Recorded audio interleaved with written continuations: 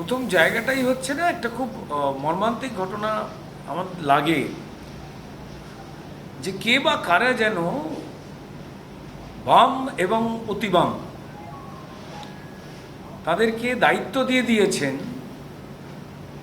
যেই শিক্ষা প্রতিষ্ঠান, তার পড়াশোনা, তার মান, এটা আলাদা একটা সাবজেক্ট।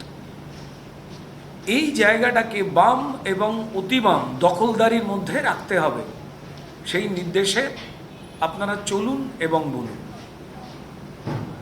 এবং এখান থেকে অন্যের প্রতি অসহিষ্ণুতা, বাকি কোনো ভিন্ন মতামত,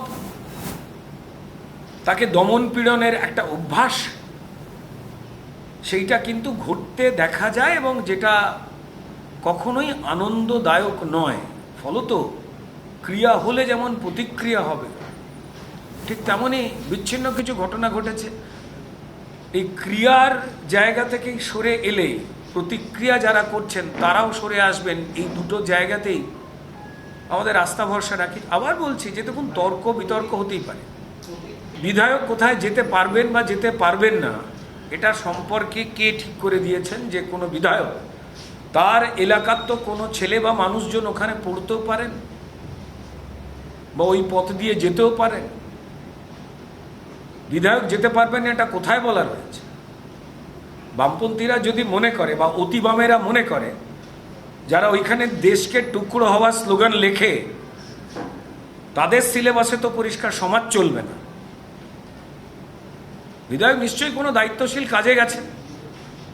যে কোনো ধরনের আঘাত, হানাহানি, তা অবশ্যই নিন্দা করার মতোই ঘটনা। এবং এই ঘটনা কিন্তু পরিষ্কার একটা দুপক্ষের উত্তপ্ত আচরণে কিন্তু তৈরি হয়েছে। এটাকে তো কেউ আমরা অ্যাভয়েড করতে পারবো না।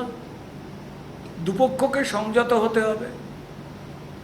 যদি কেউ জনপ্রতিনিধি হন, তিনি কি কারণে গিয়েছিলেন, আমার মনে হয় যে তার বয়ানটা গুরুত্বপূর্ণ বাকিদের বয়ানের সঙ্গে সঙ্গে। তাকেও তো তার বয়ানটাকে রাখতে দিতে হবে। আগে থেকে চাপিয়ে দিলে হবে না। বা পরিষ্কার